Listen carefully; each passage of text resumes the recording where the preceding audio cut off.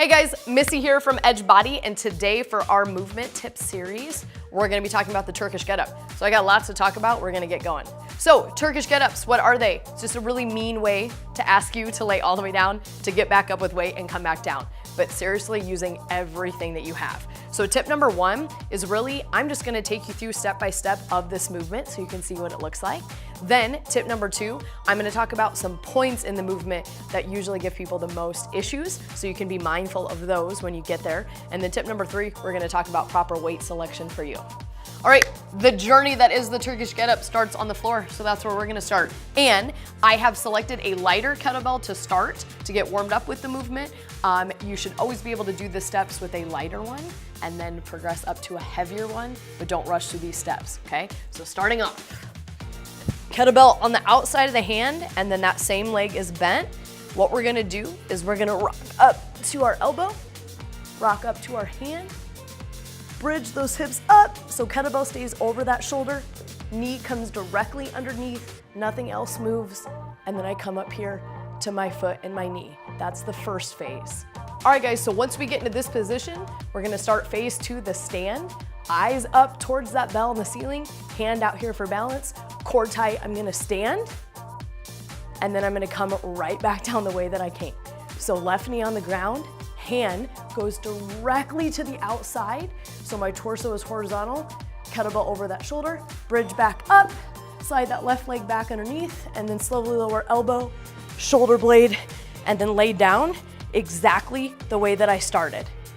All right guys, now that you've seen the full Turkish get-up step by step, tip two, I'm gonna talk about some problem areas that usually give people fits when they start beginning, okay? So I'm not gonna use a kettlebell for this because I'm gonna show you some specific things, okay? When we start here, okay, the rock up can actually be one of the most difficult. So even if that leg pops up, fire those abs and do the best you can, okay? Once we're here, okay, the best tip that I can give you is really try to push this foot and this hand into the ground as much as you can. So we're trying to take our hips and the kettlebell up, leaving enough room for me to slide that leg underneath, okay? Then once I'm there, it's an easy transition here, and then we're standing up. That slide can be the hardest part of the whole movement, okay? Other thing to look for is when you end, you should be in the same position as if you started.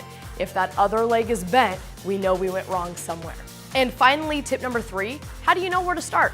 So a good weight selection for you is really just asking yourself what level you're at, okay?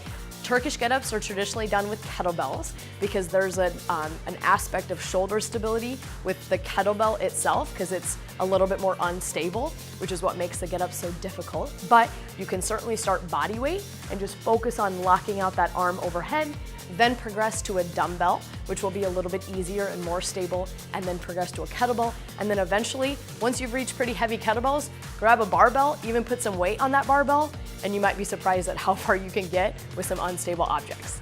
Tons of information today, but the Turkish get-up really is awesome to add to your routine and will help that core strength and being able to strengthen your body as a unit more than you ever thought it could, okay? So replay the first part of the video and watch step by step, and the next time we're doing it in the gym, think about those movements that are difficult for you and don't be afraid to ask for help.